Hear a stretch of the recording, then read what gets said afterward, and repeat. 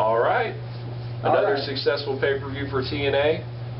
We definitely thought it was great, and we will go over what we liked, what we didn't, whatever.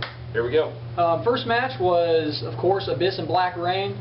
Typical hardcore match, what you're going to see from those two guys. Of course, TNA on pay-per-view going to go the extra mile. Of course, they did. Yep. I didn't expect much at all from this match, and it delivered more than what I thought it would. A lot of cool hardcore spots, and they debuted Relic, who we know is Johnny the Bull Stamboli.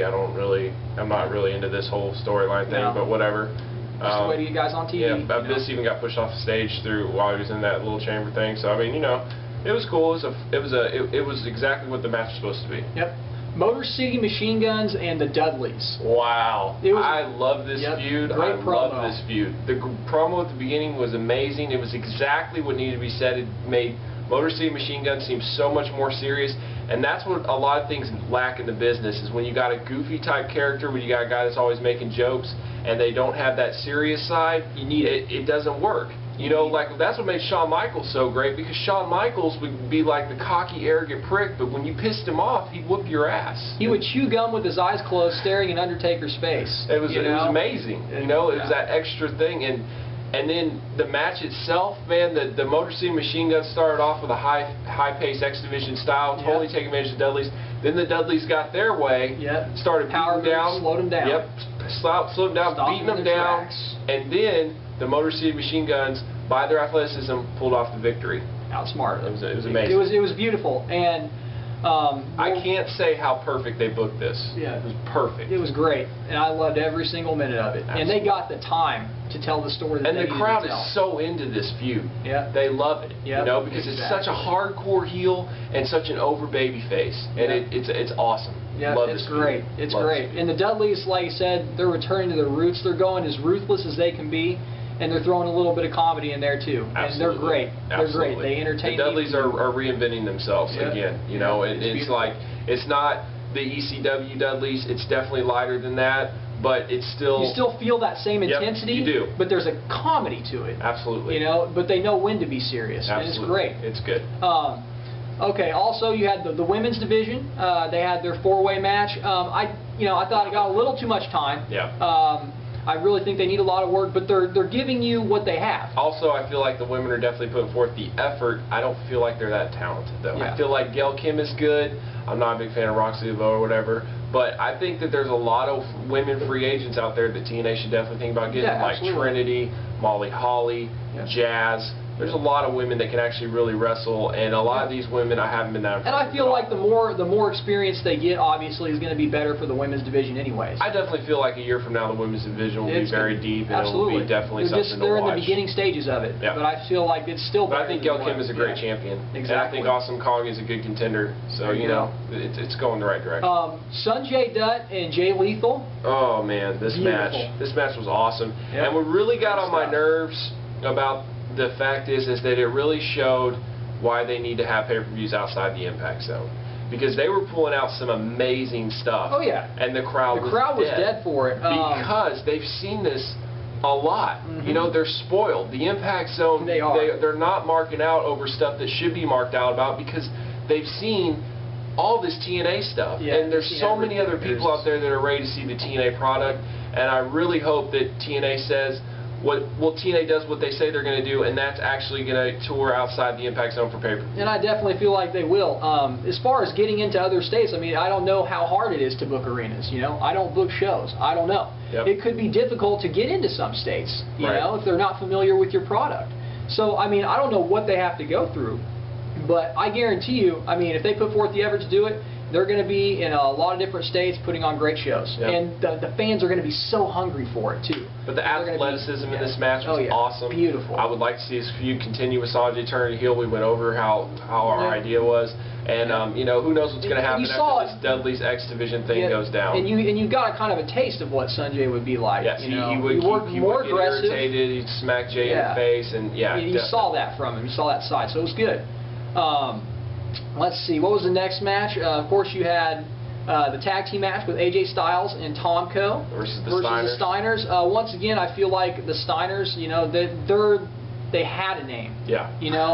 They have a name now, but they can't deliver in the ring. No. Where it counts. No. You know, and I feel like AJ Styles and Tomko did the best that they could do. Especially. And that's no disrespect to the Steiners. That's no disrespect to the Steiners. I appreciate what they've left for the business. Especially with guys with athleticism. Yeah, exactly. You know, when you had a match with the Dudleys, their power move versus power moves, it works. But when you're in there with like AJ Styles, it just makes you look stupid. Yeah. You know, you cannot. It's hard to keep up with that type of pace. And AJ is just selling his ass off for everything. I mean, Rick Steiner was so winded in that match. Like, he tried to do a clothesline to Styles, and he fell on his knees. Yeah. You know, and Styles still sold it like he just took a freaking, you know, oh, God. He sold it like he took a leg drop from Yokozuna or something. It was bad, you know. He flipped and did his corkscrew moonsaults and everything to make the match great. So, and then we have Robert Roode and Joe. I felt like this match had an awesome intensity starting off, and then it kind of slowed down, almost to the point where like a WWE style match with Robert Roode, and I just don't like it. I thought it definitely had great effort, and it could have been better. It just needed to be more fast-paced. It got slowed down way too much. I still think Robert Roode is great in the ring. Do not get me wrong. I think he's great in the ring. And I thought this match did tell the story that it needed to tell. Obviously, Samoa Joe came out there. He wanted to set the pace. And he came out there very aggressive, and Robert Roode slowed him down. He wanted to tire him out, because that's how you beat a Samoa Joe. You know, the story makes sense.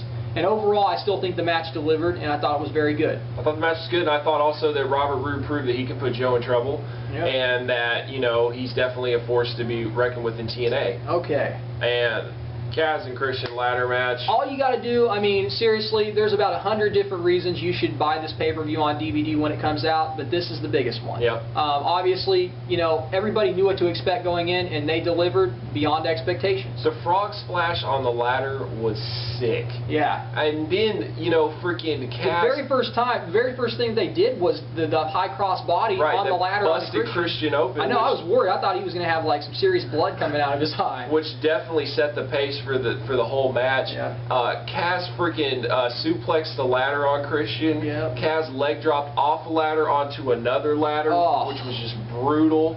I mean, what I can't get over is how amazing Kaz's push has been. I mean, this guy was a jobber in Serotonin, and now all of a sudden he's won the Fight for Your Right tournament, beat Christian Cage in his own match. And that just shows. And now he faced Angle on Impact and took Angle to the limit. Yep, exactly. And they had a video package for it. They had a video package for and Kaz. A promo before he went out there. Exactly. Which just showed the importance of the match and the importance of Kaz. Yeah, and look at the Motor City Machine Guns. I mean, look at where they were at. They were just kind of, you know, doing their own thing in the X Division. Wasn't really getting a whole lot of time. You know, they were doing their own thing, and then all of a sudden, bam, they're putting this tag team. They have great chemistry together, and they are over. Yeah, they're huge. way over. Everybody loves the Motor City Machine Guns. Absolutely.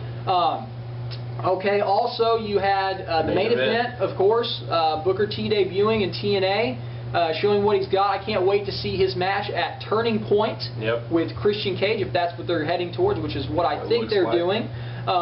You'll get to see Booker T in his first singles match. You know, and I mean, did you see Booker's face? Did you see how happy he was?